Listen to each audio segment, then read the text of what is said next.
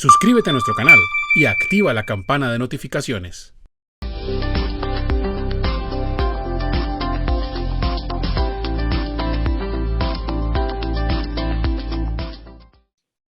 Un independiente por cuenta propia que recibe indemnizaciones por lucro cesante y daño emergente está obligado a realizar aportes a seguridad social por dichas indemnizaciones, o solo el aporte se originaría por el ingreso de su actividad comercial. Bueno, entonces la pregunta está, digamos, encaminada a si las indemnizaciones que entregan, por ejemplo, las aseguradoras por un accidente, un ejemplo, una aseguradora, o puede ser una persona que nosotros demandamos porque nos causó un daño, si esas indemnizaciones que reciben las personas, si sobre esas indemnizaciones nosotros debemos aportar a seguridad social.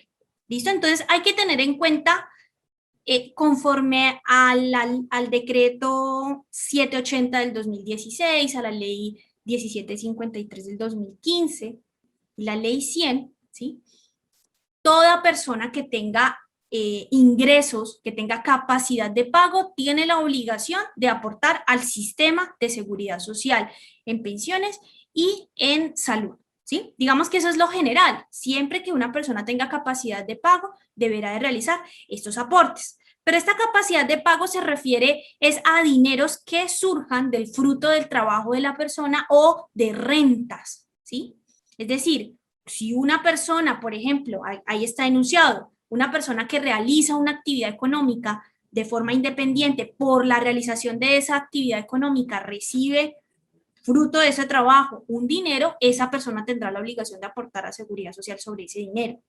Por ejemplo, una persona que sea un independiente por contrato de prestación de servicios, como los contadores, los abogados, los administradores, que prestan sus servicios a terceros, y ellos reciben unos honorarios. Ellos también sobre esos honorarios pues tendrán que hacer sus aportes a seguridad social. Los contratos que sean diferentes a prestación de servicios, pero que tengan en sí el fruto de un trabajo, como los contratos civiles de obra, suministro, los contratos de arrendamiento, o sea, cuando yo recibo cánones de arrendamiento, o cuando un independiente, digamos que con la actividad que realiza genera utilidades, genera dividendos, genera rendimientos financieros, todas estas personas que les acabé de mencionar por esos ingresos que están recibiendo fruto del trabajo o fruto de una renta, tienen la obligación de aportar a seguridad social sobre ese dinero, ¿sí? Sobre eso que ellos reciben como fruto de trabajo o como renta.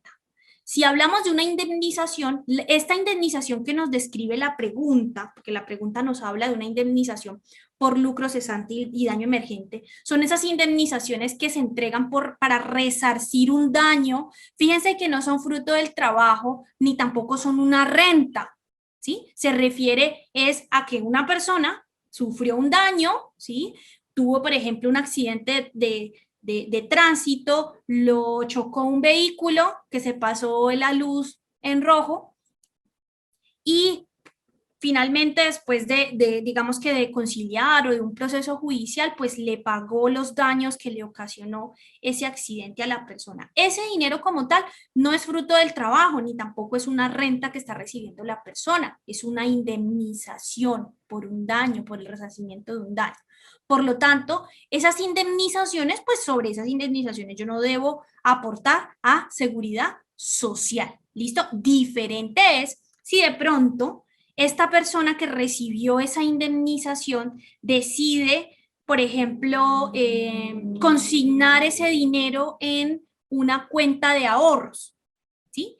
Y resulta que mes a mes esa cuenta de ahorros le empieza a generar una serie de intereses o una serie de rendimientos, o que ese dinero él no sé, compre acciones con ese dinero y entonces empieza a recibir unos dividendos. En ese caso, ¿sí?